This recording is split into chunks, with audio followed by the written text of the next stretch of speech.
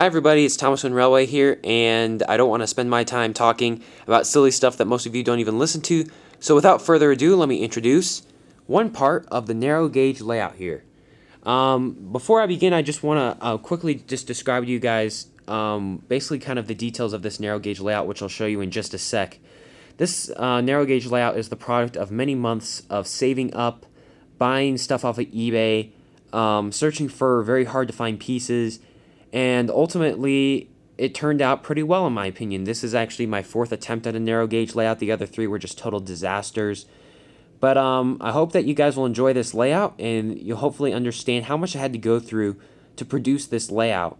And then as I'm roaming about, I'm going to tell just kind of a quick story about this narrow gauge layout, and hopefully you guys will listen and just kind of understand what I had to go through to make this accomplished. So without further ado, as you can see right here, we're at a station somewhere on the island of Sodor, where the narrow gauge layout and the standard gauge layout meet. And let me just rise above here and begin the tour. So this is probably one of the most anticipated videos I've had ever. People have been asking me about this for months. This idea originally came to me when I saw two pieces, which I'll show you guys later, on eBay, and I suggested, hey, somebody should use these in a narrow gauge layout. And it was pointed directly to a user named HenryIsGreat15, and he wasn't interested, but he told me, you know what, KeithGreat24, you should actually build a narrow gauge layout. And I was originally against it. I didn't want to, but then I thought about it and realized what a cool video it would make. So here we are a couple months later with a complete narrow gauge layout. So I'll start with my talking, and let's start the tour here at the top station. This building back here pretty much doubles as a station. It could double for a lot of things, including a house or a restaurant, but it's going to be a station. As you can see, Nelson off to the side there, Thomas with Andy and Clarabelle, Rusty with Ada, Jane, and Mabel. You guys saw this in the video, Special Tunnel. And then, as you saw right here, the pedestrian bridge. I got this new off of eBay, even in the shrink wrap, for a great deal. I couldn't pass it up. This was going to be one of the ThomasWoodenRailway discussions I was going to do before Season 10, but then I obviously ran out of time and couldn't do them. Who knows? I might still do it. I might not. We'll see. In this video also I'll be showing you the narrow gauge layout, but as well I'll be showing you some things I changed on the standard gauge layout so that you guys aren't totally taken by surprise. So without further ado, let me stand up and just show you guys this narrow gauge layout, and you're going to see a lot of things that that are quite new to you. In fact, this whole thing is new to you. If you guys know of my Facebook page and my Twitter account, I've been talking about this for several months. In fact, so a lot of these, even on my Facebook page, I've gradually released pictures of the layout just one at a time. And for people who have been following me this entire time, you pretty much have gotten to see the entire layout over one point. Maybe not the entire thing because I left some gaps here and there, but you've essentially gotten to see what the big picture is like for this narrow gauge layout. And now I'm just going to go into more detail because I know a lot of people have been waiting to see this, and it's one of the most anticipated videos I've ever had to make. So let's head back. Let's head here back down to the station. If you take Rusty's line right here, you're going to come to a switch. A lot of the track, all of the switches, and a lot of the destinations and stuff I had to buy off of eBay, and I'll talk about that a little bit later. But this switch came in a lot. I had to buy 2 lots of switches just so that this layout could have some substance. This signal tower right here is also from eBay, and it actually came with that house, restaurant, station, whatever you want to call it. One of the weird things you're going to notice is there's a lot of stuff from the standard gauge layout that was moved onto the narrow gauge layout. For example, Boulder here, he is supposed to be on the narrow gauge layout, but he's always been on the standard gauge layout, either in the quarry or construction site, or whatever you want to call it in my series, because I've obviously had no narrow gauge layout. So he finally gets his original spot here on the narrow gauge layout, and, well, he looks kind of happy. I don't know about fully content, but he looks semi-happy at least.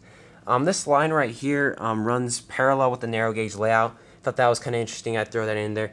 And then we go back here to the outermost part of the layout. There's Smudger at the cargo station, one of the things I got off of eBay. This little loop right here is actually inspired by a user named ThomasMania24. Sadly, he's no longer on YouTube. He sold all of his stuff on eBay, but he did this on one of his gigantic layouts. I mean, probably about triple the size of mine. It was just phenomenal. And right now, Smudger and Edward are talking just about life in general, probably. There used to be a hill right here, but I took that out, and you'll see where I put it in just a sec. So let's head back to this intersection right here and continue this way. And you'll notice that we have a highway crossing here, and here's Patrick. He's ready to go across it. I got this off of eBay as well, and it's just a perfect addition to the narrow gauge layout. We go around a series of tight turns because the narrow gauge layout is obviously set in the mountains. That's one of the things you'll notice. There are very few straightaways, and there's a lot of curves wherever we go in this layout. So you guys will see that too. Let me stand up and move so that I can give you guys a really cool picture of the airfield. Now, the airfield used to be on the standard gauge layout, but I thought it was really awkward that there was an airport and an airfield on the same kind of area, even though they are on opposite sides of the island. So I moved the airfield over here. The only drawback is that Wilbert and Tiger Moth right here, they won't be able to have their customary fights and such, but oh well. I thought this looked really cool because usually I pair up track kind of going with the edge of this airfield, but instead this track right here loops around the airfield kind of like it's in a field. And here are Sir Hano and Peter Sam. I don't know if they're arguing or just talking about regular things. Who knows? We come to a switch right here. If we keep going, here's a signal that also came from the standard gauge layout. We go around this turn, and here's Ivo Hugh in a siding. This is about the only siding on this layout because of just lack of track, lack of buffers, etc. Let's hop over to this line for a sec. Here's the back of the station with the passengers. We go down this line, and here's Colin at the wharf. Colin's really cool because his crane is right over the track right now, and then I can just simply turn him around, and he's able to get stuff from Gordon, and that's really cool. So this is a nice wharf area. If we go along, or we just hop back over to this track right here and go around this tight bend, we go up on a mini viaduct that goes over some track. I felt like this was kind of cool. It symbolizes the narrow gauge layout. And one of the many things you'll see over the course of this layout is that I tried to make this look like a narrow gauge layout as much as possible. Tight turns, a lot of ups and downs, very few straightaways. I hope you guys will see that as well. If anybody noticed when I was going over, here's the Crosby Station cargo truck, one of my new additions to my collection. And then we get to this gigantic kind of circular thing. Its official name is the Up and Around Expansion Pack, but nobody really uses that name. It's just that piece from the Reneas and the Roller Coaster set. This is now the third time Tomy/Learning Curve have reintroduced this. They definitely want it to sell. And I decided to buy it because I thought it would make a perfect addition to the narrow gauge layout. Not so much on the standard gauge layout because it is out of place. But for the narrow gauge layout, yeah, even Freddie's excited. I mean, it is a very cool piece. It's interesting, but it's cool. Let me hop over here and show you guys another cool addition to this layout. If we go to the top of this kind of up and around expansion pack, you go down a hill and then just a lot of tight turns on a viaduct here, and then we come to the collapsing soda suspension bridge. Of course, this is a standard gauge destination, but considering I had already had two bridges on the old standard gauge layout, I thought I'd put it in here, and I think it looks nice. It's really cool. And then this viaduct just kind of continues on around. Let's head back over here. Here's Mighty Mac in a field with Bulgy, and then we head back to this viaduct.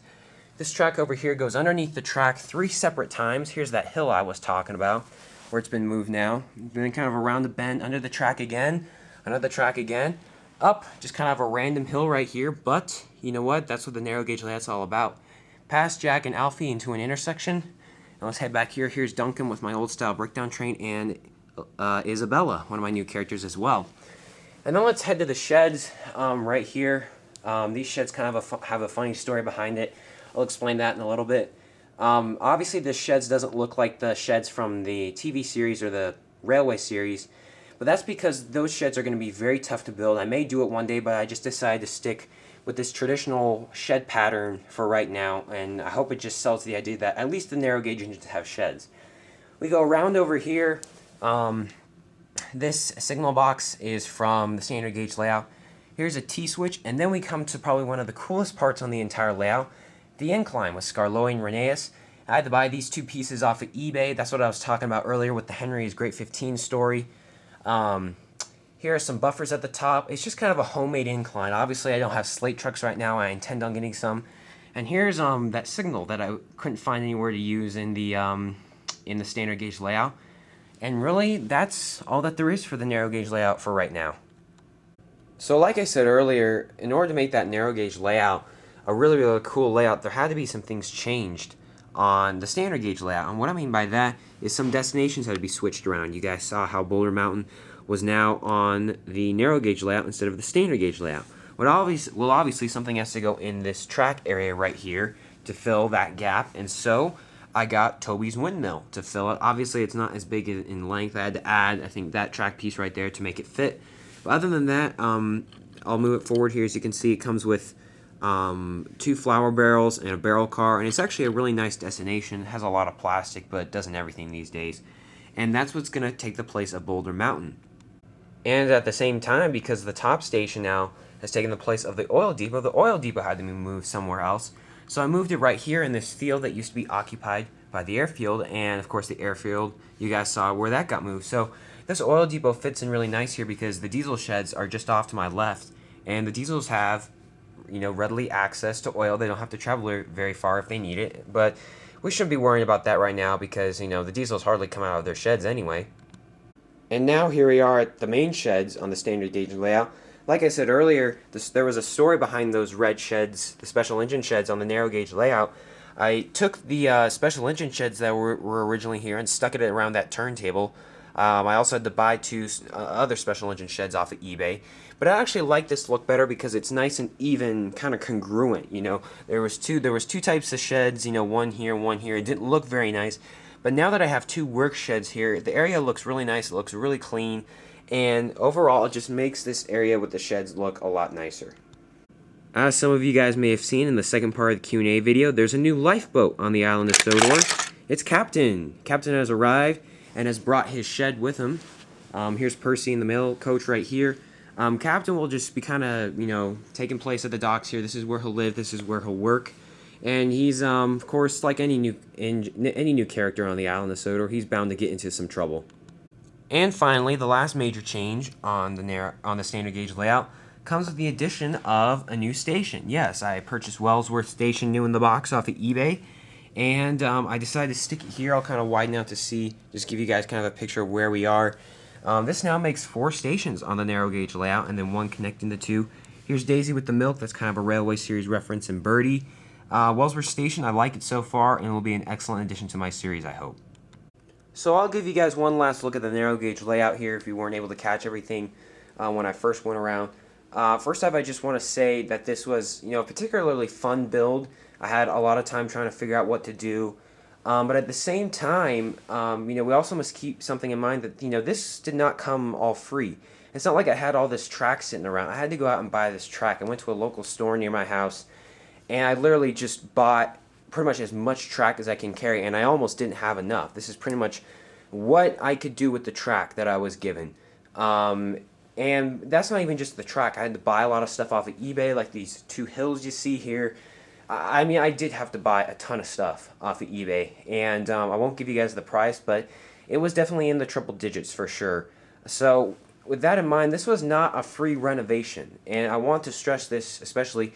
The reason I did this is because you guys are such awesome fans, and pretty much you guys asked for it.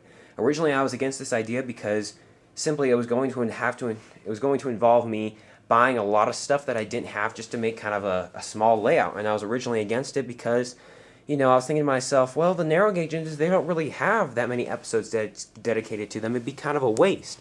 And then I thought about it, and I was like, you know what? The reason they don't have a lot of episodes is because they don't have their own narrow gauge layout. And hopefully with the addition of this layout, they will be able to get kind of, some more time in my series. And yeah, that's really all I have to say on that subject. But just keep in mind, this was a costly upgrade. This didn't come free, and it cost me a lot of money. But I hope you guys really do enjoy it. On kind of that same subject, what I was going to go off earlier is that I hope to obviously make more narrow gauge layout videos, or make more narrow gauge episodes with the addition of these characters. I hope this layout will be a great addition to my series. And yeah, that's really all I have to say. One other thing I want to point out is, obviously this is not my best layout. That's just said just because I was limited with what I was given. I hope to continue to expand this layout, give it more detail. One of the things I was lacking was buildings, and extra stuff like that. As you can see, there's a lot of open space in this layout, and I'm hoping with the addition of Blue Mountain Mystery, there'll be some pretty cool destinations that I can buy that will kind of enhance the effect that this is a narrow gauge layout. You know, I could use some more trees. You know, it'd be cool to have like a destination along here, you know, right over here, like a barrel loader or something like that. And I think that's what this layout is really lacking. And by the time I had to make this video, I wasn't able to accumulate a lot of stuff. So just keep that in mind. Honestly, I feel like I did a pretty good job with this layout, considering I was given a limited number of track and at the same time a limited number of time. So I hope you guys just enjoy this layout. I hope that you guys are excited for Season 10. And yeah, that's really all I have to say. So once again, guys, I just want to thank you for being the best fans in the world. I truly am blessed and thankful to have you guys supporting my series wherever it goes. I hope this is a turn in the right direction for sure, and I hope this may inspire you to make your own narrow gauge layout. Alright guys, thanks for watching this very long video, and I hope you guys are excited for the movie and the documentary in Season 10 coming up, and maybe we meet again sometime down the track.